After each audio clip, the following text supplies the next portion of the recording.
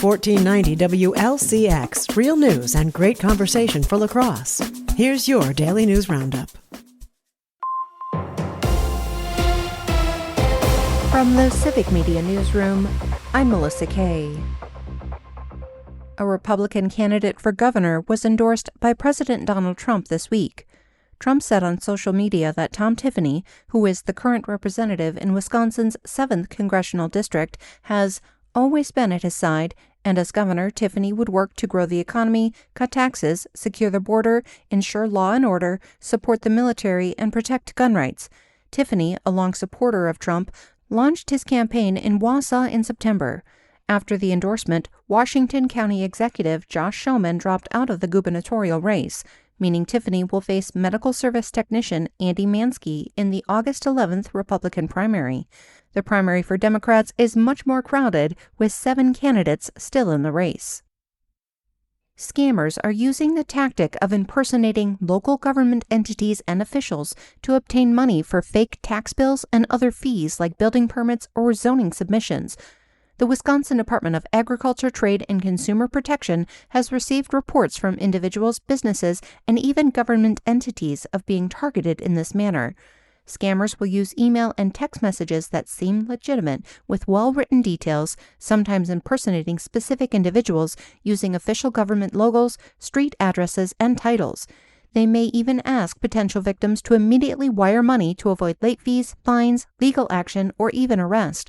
Scammers try to instill a sense of urgency to get you to act out of fear of retribution.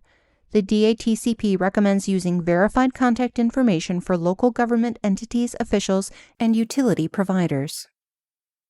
Local news at the top and bottom of the hour, or on demand anytime at lacrosseeagle.com. From the Civic Media newsroom, I'm Melissa Kay. With Civic Media News, I'm Terry Miller. National Guard troops are in Columbia County helping with flooding as heavy rain continues to impact parts of Wisconsin. About 100 soldiers are working to protect roads near Portage, building sandbag barriers to keep drivers safe and prevent damage to the interstate. The governor met with troops yesterday and thanked them for stepping in to deal with rising water and storm cleanup. State officials say the emergency declaration will help speed up support to communities still recovering from tornadoes and flooding earlier this week. They're preparing for more storms tonight and throughout the weekend. In western Wisconsin's congressional race, Democrat Rebecca Cook outraised Republican Congressman Derek Van Orden by nearly $1 million to start the year. Cook raised $2.4 million overall, compared to Van Orden's $1.3 million, and now leads in cash on hand heading into the August primary.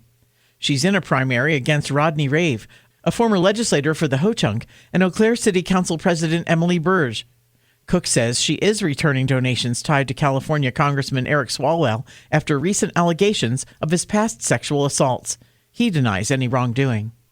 Republican lawmakers are accusing the State Department of Public Instruction of breaking Wisconsin's open meetings law during a nearly $370,000 trip to the Wisconsin Dells.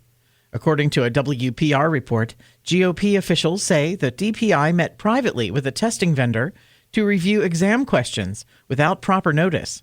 DPI officials told lawmakers the gathering involved educators, not public officials, and was properly documented. The Adams County District Attorney now has 20 days to decide whether to investigate. If not, a conservative group plans to sue. More news is available at civicmedia.us.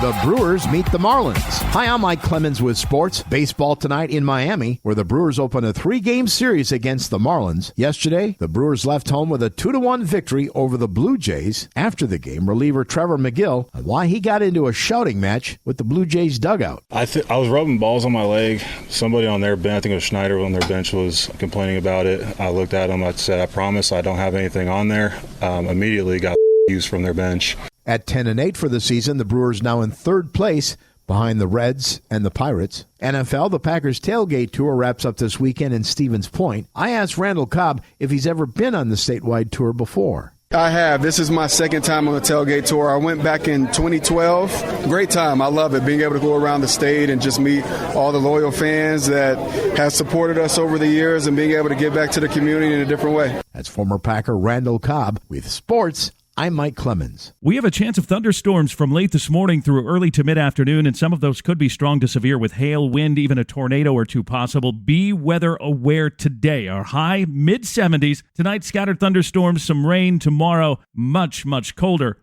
with highs only reaching the mid-40s. I'm meteorologist Sean Cable. That's your La Crosse News Roundup from WLCX. Find more news anytime at lacrosseeagle.com. Subscribe to this podcast on Spotify, Apple, or wherever you find your podcasts.